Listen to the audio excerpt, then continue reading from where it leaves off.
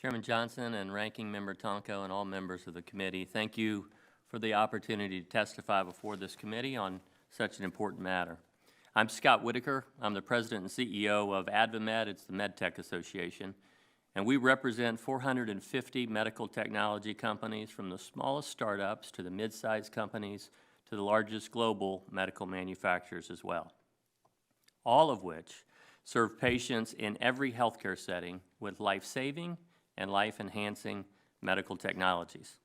Half of all medical devices produced every year in the United States are sterilized with ethylene oxide. That's approximately 20 billion devices. And we accomplish all of that while using less than half of 1% of all ethylene oxide used commercially in the United States. The list of critical, everyday medical equipment that relies solely on this sterilization method is long. Surgical kits with instruments such as scopes and clamps and scalpels and tubings and scalpers, all the tools necessary to conduct a surgery. Heart valves, pacemakers, respirators, IV sets, endoscopes, kidney dialysis instruments, continuous glucose monitors, and insulin infusion kits. All are sterilized with ethylene oxide and regulated by the FDA.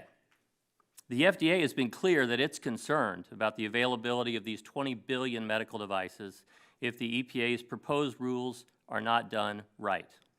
On March 15th, the FDA wrote, without ETO, there would be a significant sterilization shortfall with no commensurate sterilization alternative available, saying those shortfalls of a variety of critical medical devices would be imminent.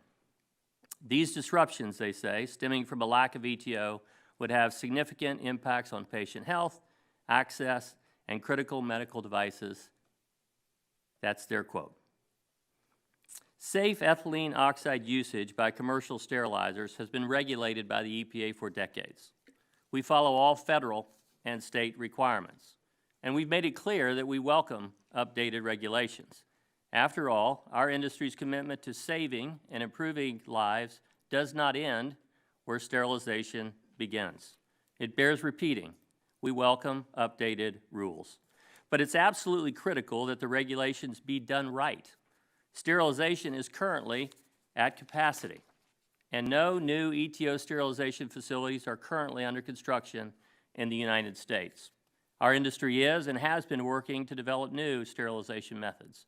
However, they do not currently exist at the scale or the effectiveness of ETO, and FDA agrees.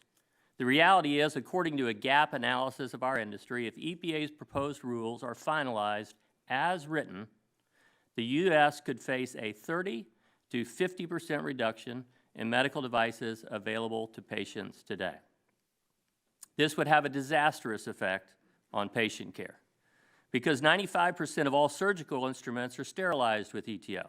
Virtually every patient awaiting surgeries could be impacted.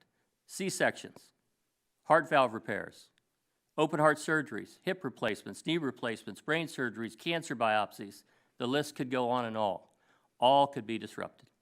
The FDA has been very clear, and we agree with the FDA. We simply cannot afford this risk. The EPA's mandate to protect the public is critical, which is why we've approached the EPA as partners, not as adversaries. For the rules to be updated in a way that continues to protect surrounding communities and ensures medical device availability, we're seeking a series of changes which we've outlined in our public comments to the EPA. We remain hopeful that the EPA will take them to heart. Finally, let me say in closing a quick word about PFAS as it relates to and will be discussed later today.